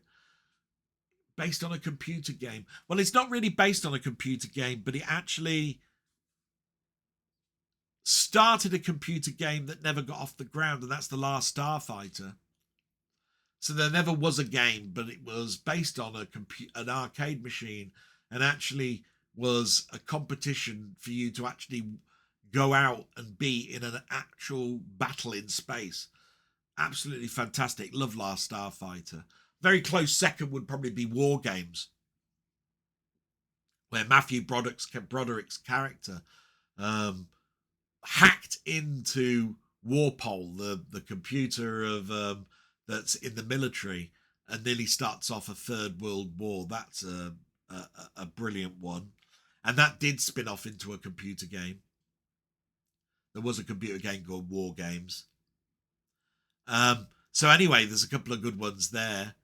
I'm not going to mention things like Resident Evil and all of that sort of stuff. They are based on computer games, as is The Last of Us and all of those sort of things. But I'm more into my classic computers and classic games than anything. And then you make a correction to me, and you're damn right about this. I do apologise to everyone. By the way, Trick or Treat, not Trick and Treat, isn't a remake of the 80s Trick or Treat. It's an anthology horror film. Yes, it is, with 4 short stories. The 80s Trick or Treat was about a heavy metal fan who brings back his idol from the dead by playing the record backwards. Yes, I have that film. What it is that it's the cover. Look, I ordered it thinking it was the remake, right? This is where my horror information is not that brilliant since I've moved away a little bit from the chats that I used to do with my friends about horror. Trick or Treat. I thought there is a remake of that film. Looking at the cover, and the cover has still got the cellophane on it, by the way, matey. It's Trick or Treat, right? And I thought it was Trick or Treat. And it had the same sort of pumpkin character on the front. I have actually got the 80s Trick or Treat. I was talking to Denny about it. I actually said, yeah, I've got that, matey. But I've got the German Blu-ray of it. And I'll probably show that next week if I can find it. I'll do that. But you're quite right, matey. My memory and brain, honestly. And I can only apologise for that so many times. But I do a 2.5 hour blog, and it is what's happening off the cuff. Do you know what I mean? So thank you very much, Muckman-Movies. You also asked me if I was going to do a game for you. I'm doing one. My gaming series is based on me asking my friends for a game, and they come back, and it's the same 7 friends. And we're now reaching into round 6. But I've always done at the end some games that people have asked, and I've actually done one for you. I did one, I think, in round 4, if I remember rightly. But you've mentioned a game, and I possibly might do it. It's just that then I have to think to myself, am I then obscuring other people that might want to do it? I think what I'm going to do, Muckman, is I'm going to do a new series and say games people suggest, something along those lines. I've got to think of a title for it. And that might be quite good, although I am going back to work in, the not too distant future, and doing videos is going to be a bit difficult because I'll be working 8 hours a day. So I'll keep that in mind, and I definitely have written down the game that you wanted me to play, and watch this space. Might be excited. So we move to Doug Scullery, and Doug Scullery says, "Hi, Del. Keep up the good work, mate. I tune in every Sunday for Del's Sunday Sermon." Great stuff. It's sermon. Should I call it now the Del's Sermon? But no, this is a diary, a blog. It's what's going on in my mind. It's my diary in verbal form, and that's what people have to remember. Question. I recently watched a video by another popular UK-based retro channel, and I could have sworn I heard your voice providing some of the commentary down in the style of quotes from the 80s computer magazines reviews. A little disgusted by fake telephone call audio being used. Am I mistaken? You weren't mistaken at all, matey. I actually replied. Seb is a great friend of mine, and I actually mentioned in my blog, Seb asked me to write 10 comments, and I did it.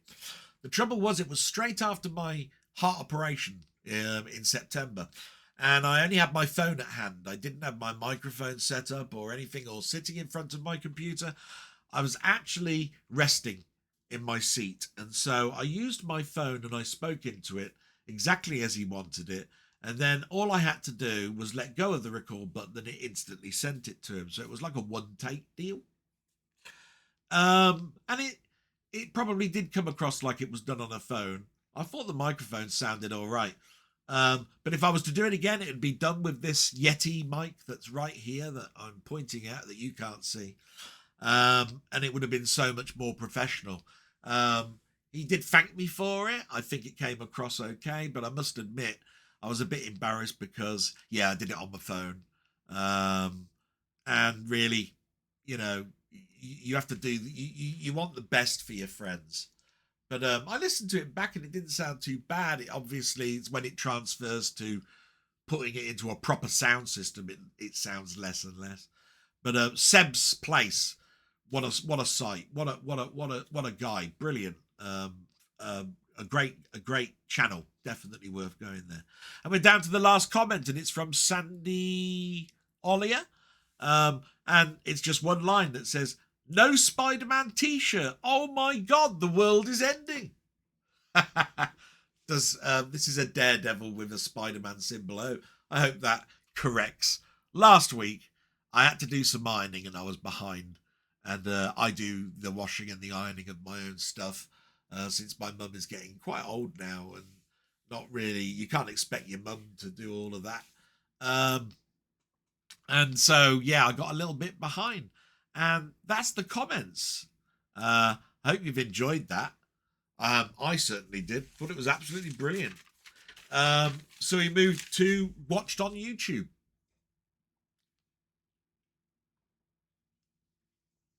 And this is all the stuff that I've been watching. And it's always down to what's going on in my week. And of course, I've done a video every week, you know, the gaming stuff, and I've been prepping my blog, and I've been doing chats. So there's less and less time. But what have I watched? This Week in Retro and Tech Moan are the two shows that you know I watch religiously. They're out there on a Saturday. It's at 10 o'clock dead, and absolutely fantastic. So This Week in Retro, if anybody knows, I've been talking about this particular show since COVID. And of course, Neil has the cave, and my friend Mamemeister's gone and visited the cave. Lucky bastard, I wish I could, but I haven't heard back again from my emails. I've given up the ghost now. I'm pretty sure that's never going to happen, which is a shame.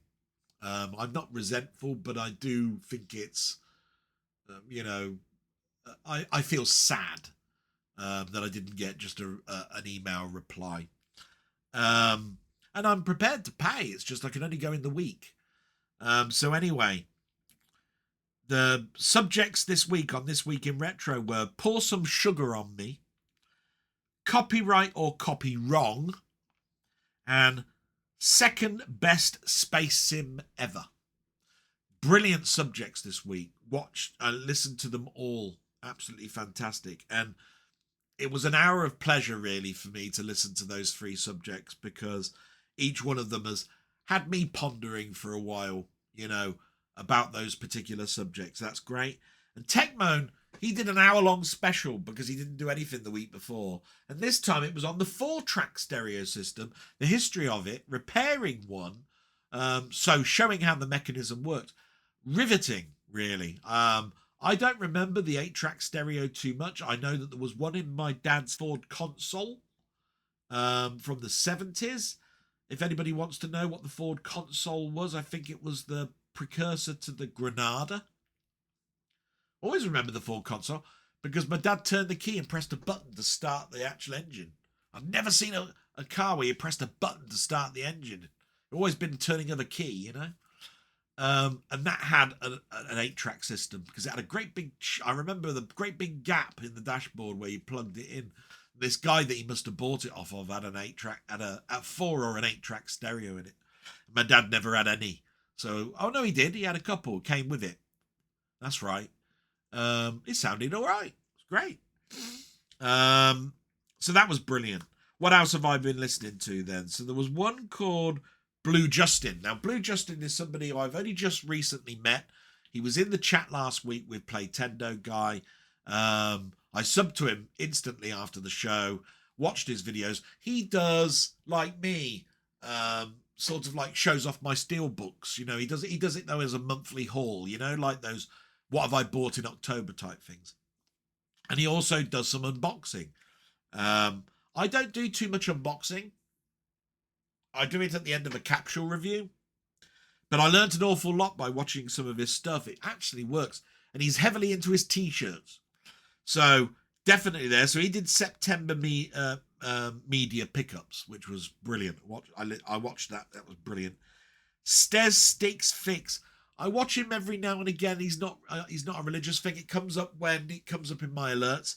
He was trying to fix a homemade whack-a-mole machine. If you know what a whack-a-mole machine is, you'll know it's you have a mallet and you hit the moles and you have to hit them when the lights light up.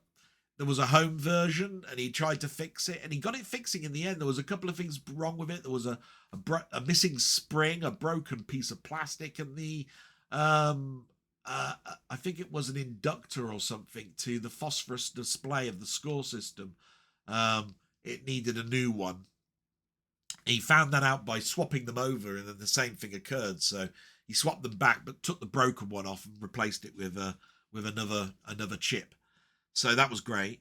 Then I've just talked about This Week in Retro, but RMC, which is the same channel, also did a video, this time on a new retro game console, the Multi-Pi and the Multi-Pi Jammer, because he's in league with a guy that makes cases for pies and misters and all that sort of stuff, which I'm very interested in because they're going to make a spinner controller. But at the moment, it's in the testing phase. So I'm watching that quite closely. Worth a buy, I watch on occasion. But he demonstrated a game that's only just in demo format at the moment. And as you know, I try to stay away from demos because, like that one last week, that Lunar Farm thing, this one was called The Precinct, which is an open box cop game, which looks really, really good. It's sort of like that isometric 3D like you get with Theme Hospital, but you then get into your cars and you fight crime and all of this sort of stuff. It looked really, really good. I'm intrigued about that. I bet you it's going to be an AAA game and cost a fortune, but I really enjoyed that. Chronologically Gaming is something that Denny caught me on to. I've been heavily plugging that. I've put it into my Discord. By the way, the Discord link is always in the description, along with Mamemeister's. A great place to join in if you'd like to join us. The Discord is absolutely brilliant. They're up to November. He's up to November 82. We're heading into 83. I'm really looking forward to that. And I got to mention Near Mint Condition. My mate Omar from Near Mint Condition, he does the reviews of the omnibuses. I hadn't seen him for a week or so and didn't know why, and I didn't realise that his dad had died. So he wanted to do a channel update and a little homage to his dad. It's a very sad time for us all at the moment. There's a number of people that are my friends, like Sai and Muckman. They've had pets that have died recently, and they're just as much family friends as, you know, your dad and your mum and anything else. When they go, we're so sad and we're so distraught. So to hear that his dad had died, and he's not as old as me, but he's in his 40s, I would say. So his dad lived to an age where he was in his 40s, didn't die when he was in his teens or anything like that. And it's bad whatever age someone in your family dies. But I know how much it hit me when I was in my 40s, and it got me really, really bad. So that's the sort of like general stuff I watched. And then there's the stuff that my friends watch. You know, stuff that is people that I'm friendly with. So there's Euphoria Pictures. He did an unboxing of Late Night with the Devil, which, you know, I bought last week.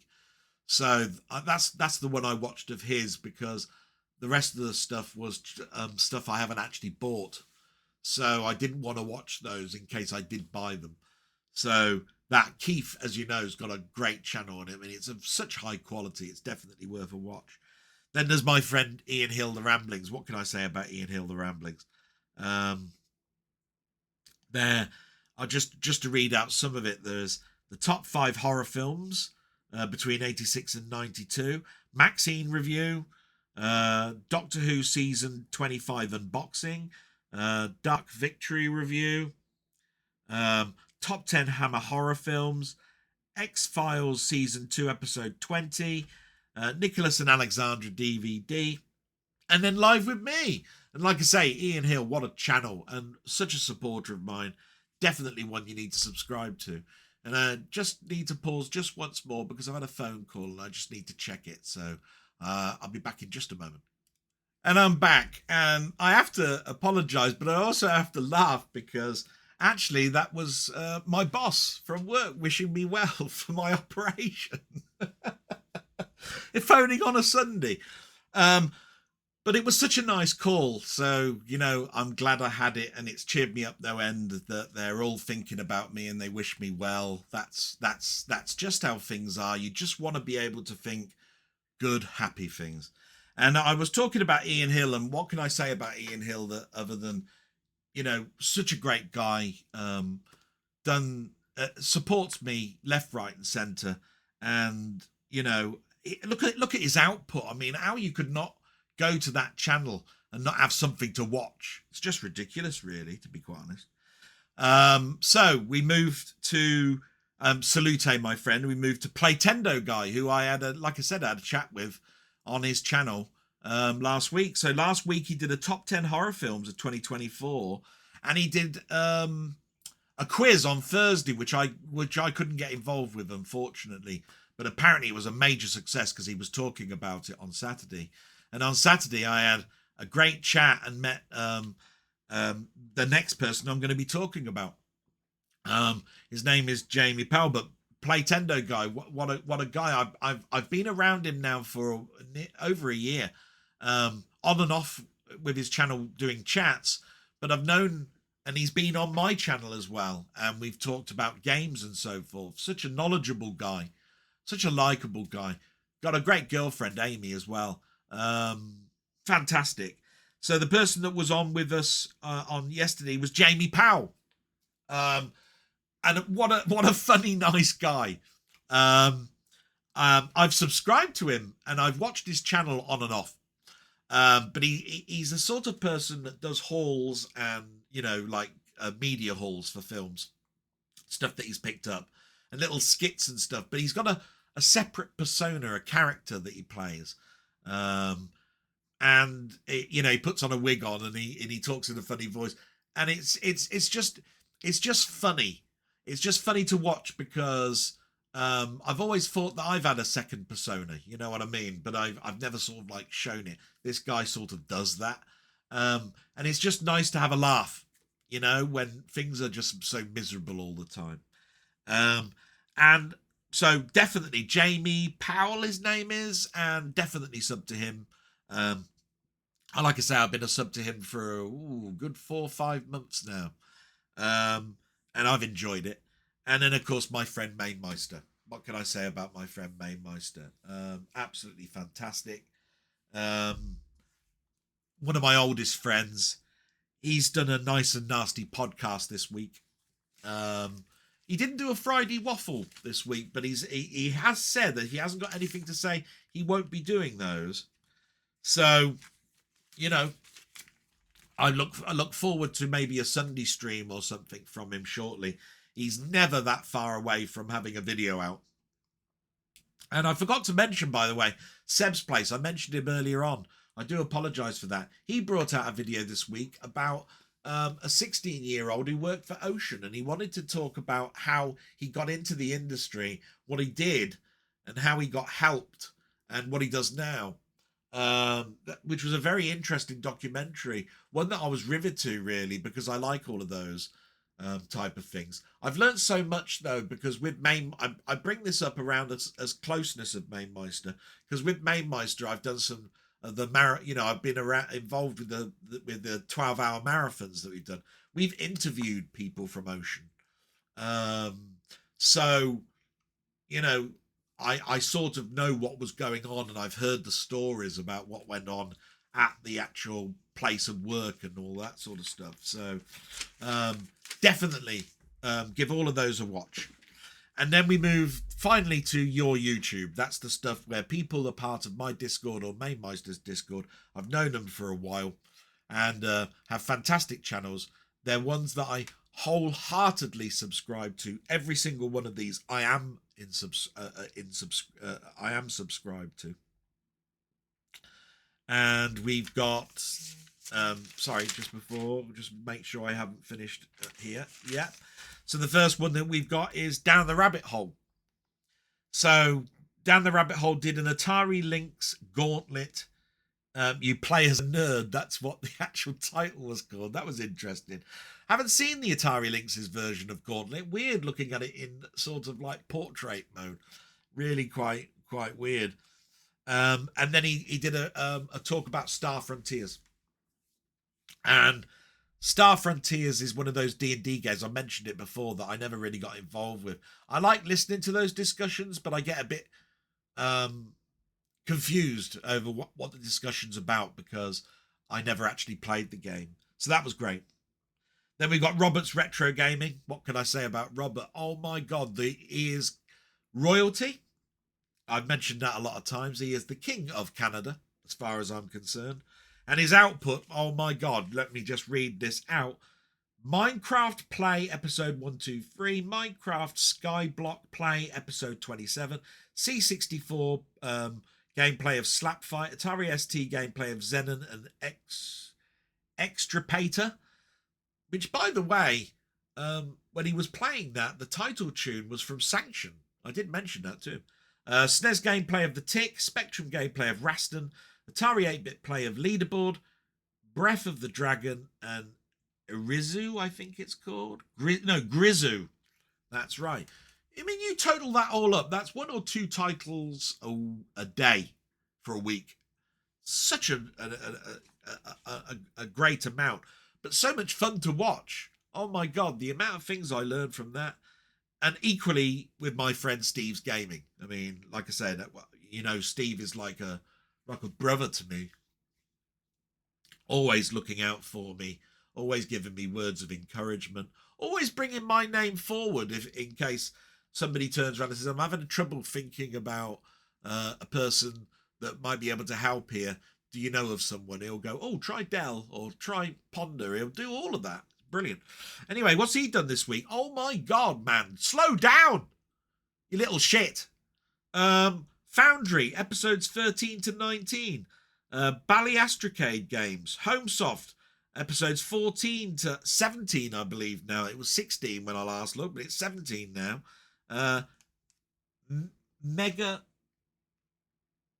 Megaduck Games, that's right, Megaduck. It was like a Game Boy thing, that's right.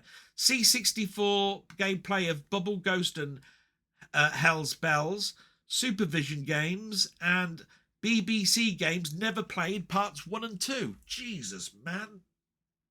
It's just hard enough keeping up with Foundry, let alone the rest. Salute, my friend. I couldn't keep up with you if I tried. Even though you're 90. I mean, you run rings around me. 20th Century Gaming, again, did Commodore 64 live Halloween stream and a Commodore 64 video of Mastertronic games.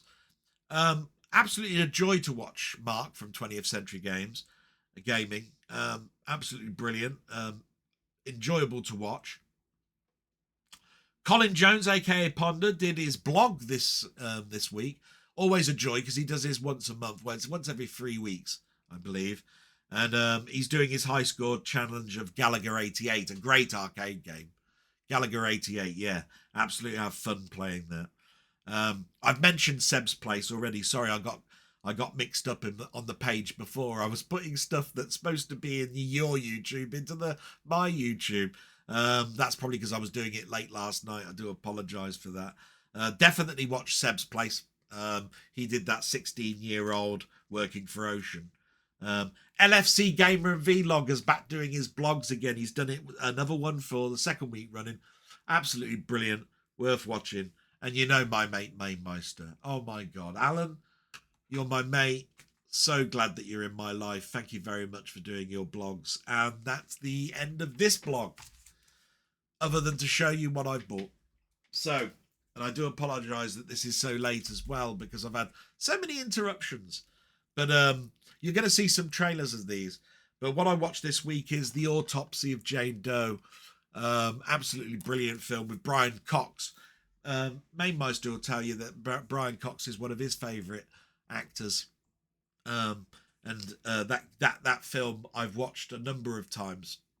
And I watched it this Halloween and it was great. Convoy is an old one. You know, this is a steelbook of Convoy. Really nice looking steelbook, really. It's got a sort of like a picture frame type edge to it. I'll just put the back up. Everybody, I think, knows the tune Convoy, with Rubber Duck and all of that sort of stuff. I mentioned as well the obscure horror film The Owners with Maisie Williams, which has got Sylvester McCoy in. An unusual horror. Very cheap. You can get this for about £4, £5. Nice to have in my collection. Everybody, I think, got this on Monday that is a Doctor Who fan. There is the Doctor Who 25th season collection. Look how thick this thing is. It's a gorgeous collection with a lovely J card. Look, you can see the J card is separate. It actually fits inside like a glove there. 25th season. the season that I consider to be the season where Doctor Who quality was starting to come back. Doctor Who had been diminished to about 4 complete stories a season, compared to how it was in the 70s and 80s. It was disgusting. And 2 out of these 4 stories are worth watching. The other 2, your enjoyment will vary, you know. So, you know, that's not to say that they're terrible. It's just they're not, in my eyes, classic Doctor Who or any good. And the big one that turned up this week is this behemoth, June Part 2. It's got, inside here, it's got 2 steelbooks. 2 steelbooks, which you can't buy anywhere else. A booklet, some art cards. And there is a poster, but it's actually a lithogram poster. That means it's not on glossy paper and just printed. We're talking about printing on proper art stock. We Bob Art will know what I'm talking about here, where the paint is actually applied to the paper and it soaks into the paint, into the paper. A gorgeous set that I got with a £20 voucher off. It's one of those titles where I'd say hold back buying it. It may look gorgeous, but it really isn't worth the money at the price it is at the moment. It's £100, I think, on Amazon. I got it with a £20 voucher off, and even at that, it's still expensive. What you have to think about here is what's inside it, okay? Each steelbook is worth about £24, 30 quid. There's 2 of them. So that could be 50 or 60 quid. It's £100, this thing. Is there 50 quid's worth of extras inside this box? No. No. But is there 20 to 30 pounds worth? And you start going into the, I'd say there's 20 quid, not 30. And so I probably paid about £10 too much, but I got it with a £20 voucher. So when this comes down to about 60 or 70 quid, you're getting a bargain, and worth it, you know, if you like June 2. Of course, if you love June 2, any price is worth it.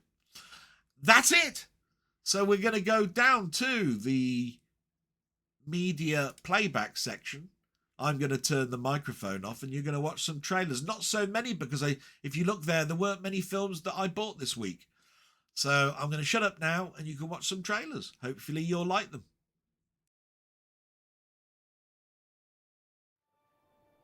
It's breathtaking. When you see sand here, imagine water. If you dive in, you can't reach the bottom. You dive in. Yes, it's called swimming. I don't believe you. In the shadows of Arrakis lie many secrets. But the darkest of them all may remain. The end of House Atreides. Your father didn't believe in revenge. What if Paul Atreides were still alive?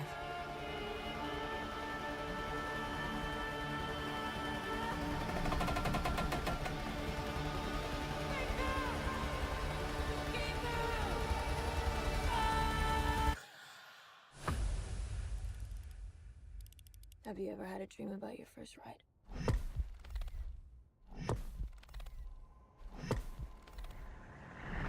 Don't try to impress anyone. You're brave, we all know that. Be simple. Be direct.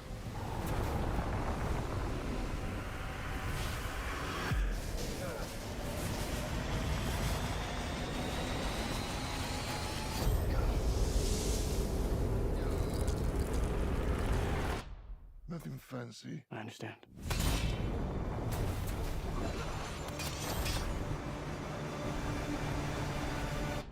Nothing fancy.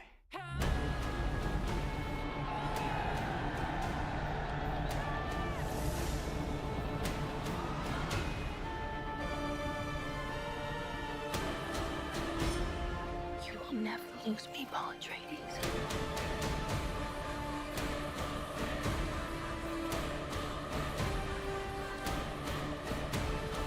We gave them something to hope for. That's not hope!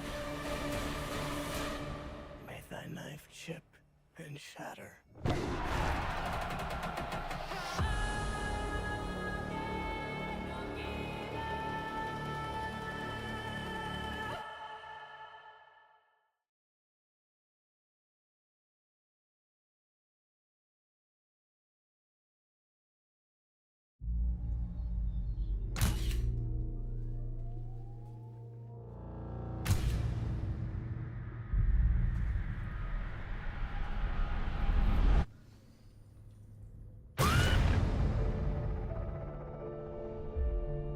not what I was expecting. Can I see one? No. What's that for? Make sure he's dead.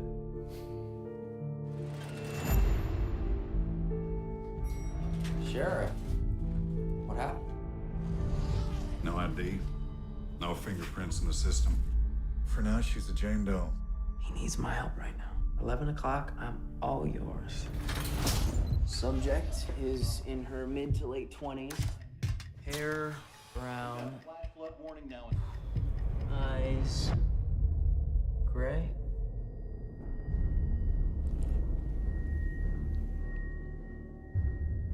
What happened to you? First, they bound her. Then they ripped out her tongue, poisoned her, paralyzed her, forced her to swallow the cloth. What is that?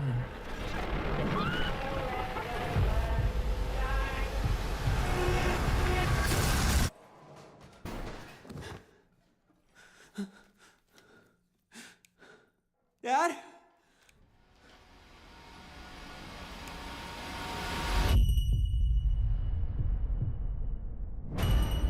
No one could see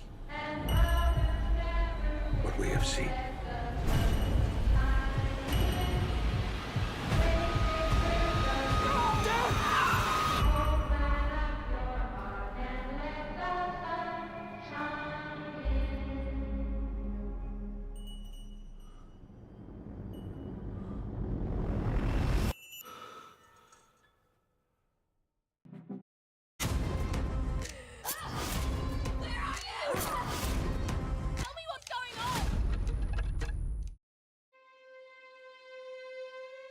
A doctor? A nice big house like this? There is a ton of cash. We wait till they get back. They give us what we want.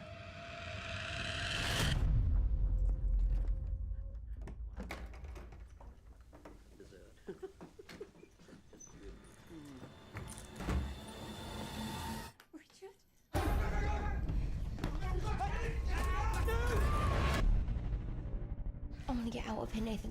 I'm doing this for you, me, the baby. This won't get you anywhere but prison. Nathan, don't do this. Give me the combination. Richard, no.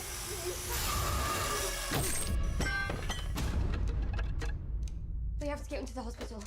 The hospital is 30 miles away. I seriously doubt you could survive the journey. Oh, goodness. You don't look at all well. Please sit here and wait for the ambulance to arrive. Oh, we really must fumigate this place again soon. We're plagued by vermin. Every sort of pest. We have to get out. Don't worry. Everything will be fine. I've told you 1,000 times. Shoes off at the door! She needs to be punished. She'll ruin everything. Very well. If that's what you want.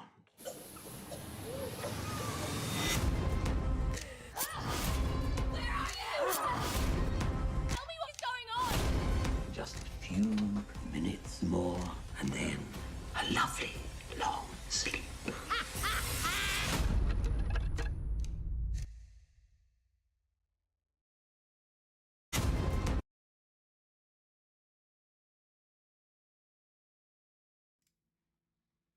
And there we have it with the trailers. Who'd have thought Sylvester McCoy in a horror?